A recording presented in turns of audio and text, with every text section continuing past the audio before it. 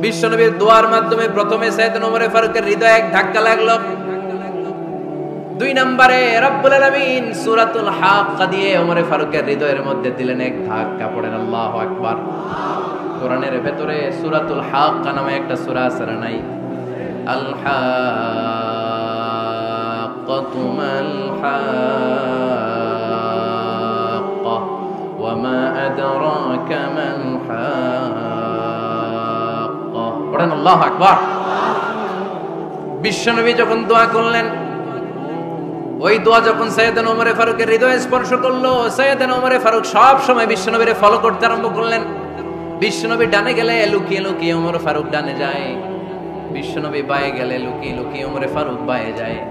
বিশ্বনবী একবার মসজিদুল হারামে যে নামাজ পড়তে শুরু করলেন, ওমর ফারুক তখন বিশ্বনবীর পিছু পিছু ছদ্মবেশে পেছন থেকে যে বিশ্বনবী কিভাবে নামাজ পড়ে দেখতে শুরু করলেন। বিশ্বনবী ইন দা মিন টাইম এশার নামাজে আল হাক্কাতু মাল হাক্কা তেলাওয়াত শুরু করে দিলেন। আল হাক্কাতু মাল হাক্কা তেলাওয়াত শুরু করে দিলেন। তেলাওয়াত করতে করতে বিশ্বনবী যখন তেলাওয়াত করতেছে, ওমর ফারুক এরকম দুলতেছে আর মজা পাচ্ছে। ওমিয়া বিশ্বনবীর কণ্ঠ বুঝি আমার মতো কণ্ঠ, আপনার মতো কণ্ঠ, আহমদ বিন ইউসুফের কণ্ঠ, আব্দুল বাসিতের কণ্ঠ না? বিশ্বনবীর গলায় যে কি সুরের ঝংকার আল্লাহ দিয়েছেন, কি সুরের লহরী আল্লাহ দিয়েছেন, একবার যে শুনতো পাগল হয়ে যেত। আল্লাহু আকবার। বিশ্বনবী সূরা হাক্কা মন্ত্রমুগ্ধ তেলাওয়াতে, মন্ত্রমুগ্ধ সুর দিয়ে, মন্ত্রমুগ্ধ কণ্ঠ দিয়ে তেলাওয়াত করতে লাগলেন। এশার সালাতে ওমর ফারুক বলতে লাগলেন।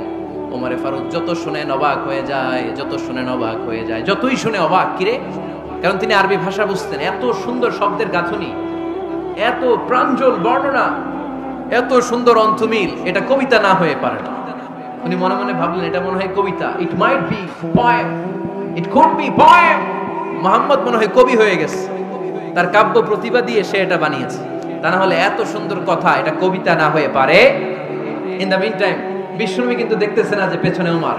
বিশ্বনবী তেলাওয়াত করছিলেন। ইন দ্য মিন টাইম বিশ্বনবী পড়ছিলেন ওমা হুয়া বিকাউলি শাইরিন কলিলাম মা তুমিনুন। এই আয়াতের অর্থ হলো এটা কোনো কবির কথা নয়, খুব অল্প সংখ্যক লোকই তোমরা ঈমান আনো। সুবহানাল্লাহ পড়ে। এটাকে বলে কোইন্সিডেন্ট। কোইন্সিডেন্ট হুট করে অনেক সময় মিলে যায়, যায় কি যায় না? আপনি একজনের কথা ভাবতেছেন ভাবতেছেন, বাজারে গেলেন, বাজারে যেই দেখেন ওই লোকটা দাঁড়ায় আছে, এরকম হয় কি হয় না? কোইন্সিডেন্ট।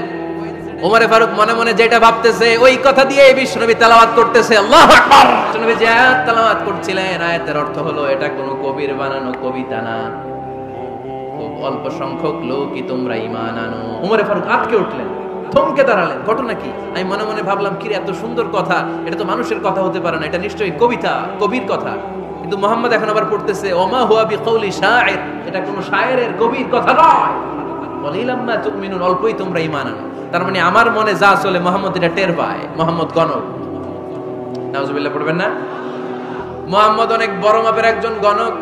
মানুষের হৃদয়ে কি চলে, মনে মনে কি ভাবে, মুহাম্মদ না দেখেও বলে দিতে পারে। ইন দা মিন টাইম বিশ্বনবী পরের আয়াতে পড়লেন ওয়ালা বিকাউলি কাহিনিন কলিলাম মা তাযাক্কারুন। এই আয়াতের অর্থ হলো এটা কোনো গণকের বানানো গণনা নয়, খুব অল্প সংখ্যক লোকই তোমরা উপদেশ হিসেবে এটাকে মানো।